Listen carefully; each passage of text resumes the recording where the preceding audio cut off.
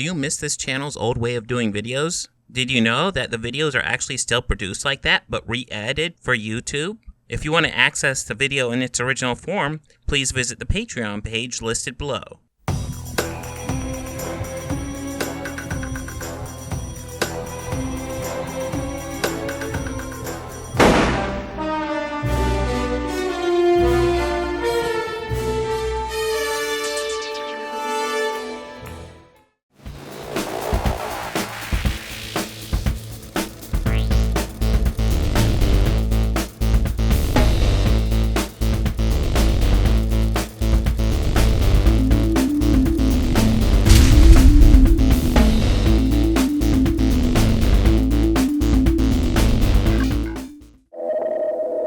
God, I left the iron plugged in! Skyfall was the 23rd Bond movie, but it was meant to be something more than what we've seen 22 times before. After all, it was released on the 50th anniversary of Dr. No's UK release. Back when Daniel Craig was being considered for the role of Bond, he asked his friend Sam Mendes, who directed Craig in Road to Perdition, if he should take the role. And I said, don't do it.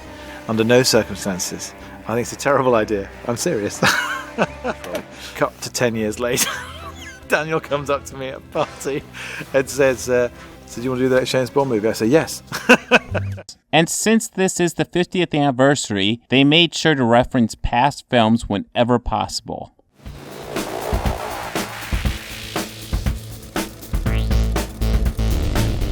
Were you expecting an exploding pen? We don't really go in for that anymore. However, the best of these homages is at the beginning where Bond dies, only to come back from the dead, which serves as a major plot point in this film, and an homage to You Only Live Twice. Except in You Only Live Twice, it felt more like a step in the story they need to tell for the title to work. In Skyfall, it serves to make Bond and Silva equals, who have both been abandoned by M. If only all the writing was as well handled as that homage.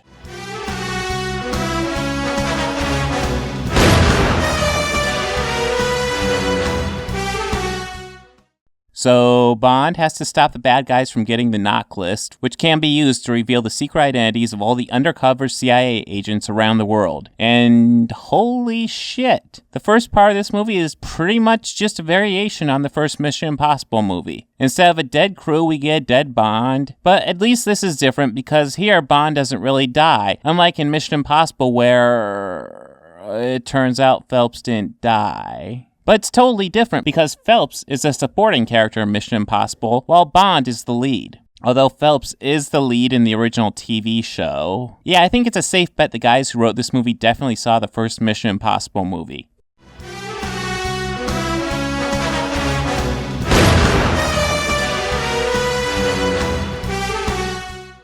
Early on, we see Bond slam into this wall and propel himself onto a train, 'cause that's something people can do. Then he gets shot up, and it looks like he's hit a lot. But apparently he's just hit once, and of course he just shakes it off. Then we jump to the end when he goes underwater for a really, really long time. I thought in this reboot we were going for gritty realism, not superhero Bond.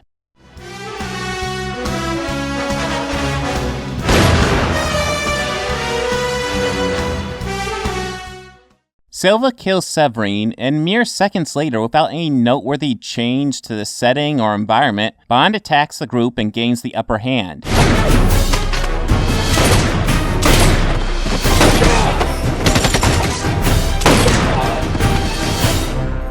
But why did he wait until she was dead to make this move? Why not make it as soon as possible? It's like he's waiting for Silva to kill her. You could argue that Bond didn't know Silva would kill her, but it's certainly possible. We also know Bond isn't at 100%, but for someone who isn't doing as well as he should be, he certainly pulls off this move quite well. No matter how you try to explain this, it just doesn't work. Unless Bond's goal was to make sure Severine dies. That's a dick move, man.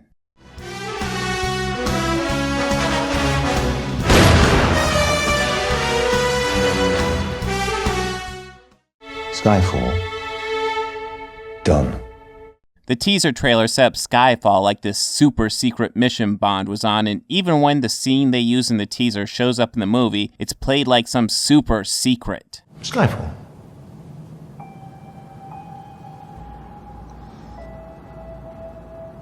Skyfall. Done.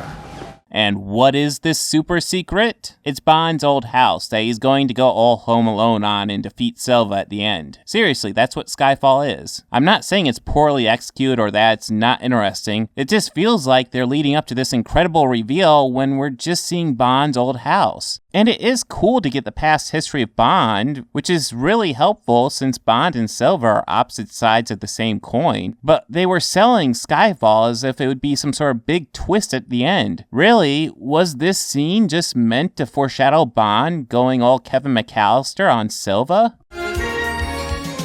This is my house. I have to defend it.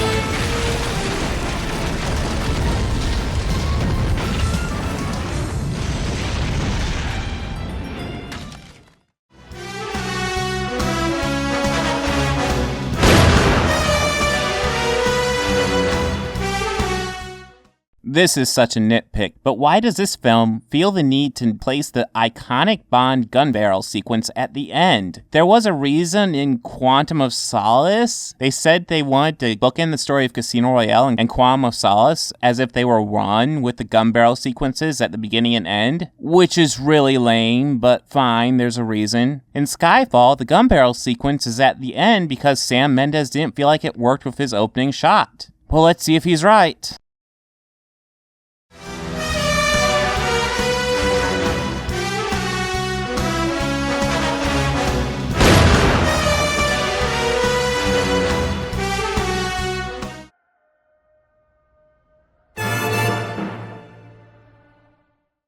Okay, no, that works just as well as it does in any other Bond movie.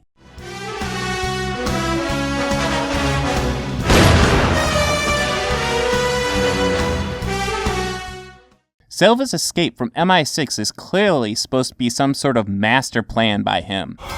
Going somewhere? But in reality, it's entirely based on luck. First off, he assumes Q will network his program with the MI6 building network. But maybe for some reason his software needs an active network connection to work, so I can let that fly. Where it falls apart is how his program is executed. Bond points out a possible cipher for the code that Q didn't seem concerned with. Remember Road. It's an old tube station on the Metropolitan line. Been closed for years.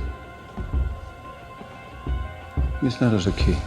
At Bond's request, Q enters the cipher. What would have happened if Bond wasn't there to point it out? But maybe time's not an issue, except it is, because without perfect timing, he couldn't throw that train at Bond later, but I'm jumping ahead. His program opens the jail cell he's in. How the crap could he have guessed the same network that his program is connected to also connects to his cell doors? It would be absolutely logical that something simple like a door would be on its own network, or perhaps not even networked at all. Then despite all these variables, he sets up an elaborate countermeasure against Bond, assuming he's caught at this specific spot. It's called radio.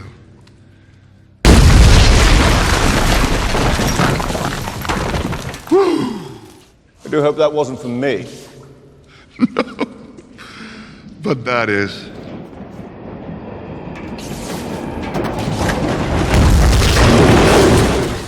What if Bond caught him before he made it to the ladder? What if Bond shot him? He did get close. Not bad. Not bad, James, for a physical wreck. This plan just requires entirely too many variables to line up for Silva to pull it off. He's not a genius mastermind, he's just crazy lucky. Sorry. Too perfect. Perfect my ass. Frankly, I'm amazed it worked.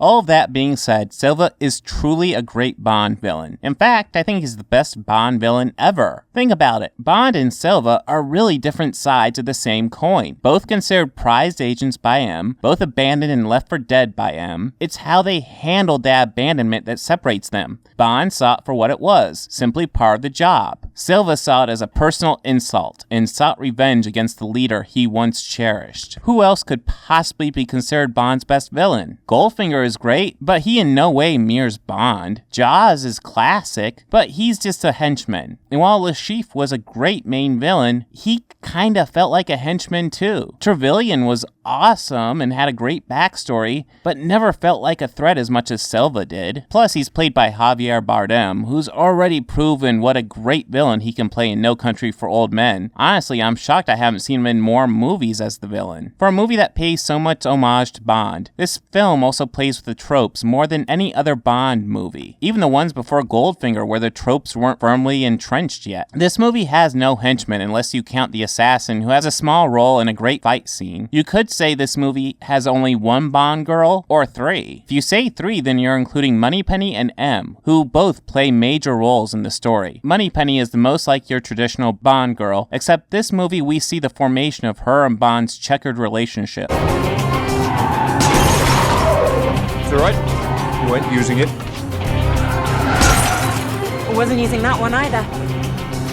And we have no idea she's Moneypenny until the ending. It's also common for the Bond girl to be the target for the main villain. In this case, that represents M. No matter how many Bond girls you consider this movie to have, the movie certainly plays with the formula. The Bond song this time is Skyfall, which I honestly don't think has a strong enough Bond song feel. There are only hintings of the Bond score placed in the song, and way too few for my liking. However, the song does represent Adele well, and I do enjoy the song on its own. So while it's not one of my favorite Bond songs, it is a good song in its own right. And since the movie plays the Bond formula, and this song really plays with the Bond song formula, I have to admit the song does well represent this specific movie. Now, there's certainly a lot of problems here. This is an example of a decent to good script elevated by near perfect execution. For that reason, this movie gets a 10 out of 10 from me. I would consider this the second best James Bond movie I've reviewed so far. This film proved to be the anniversary event James Bond deserved more than other anniversary movies.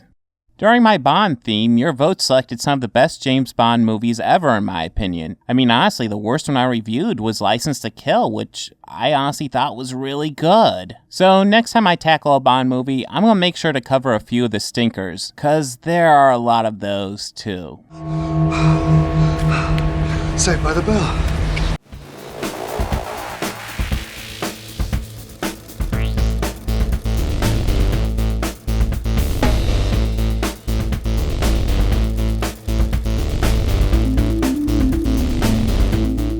I need a midichlorian count.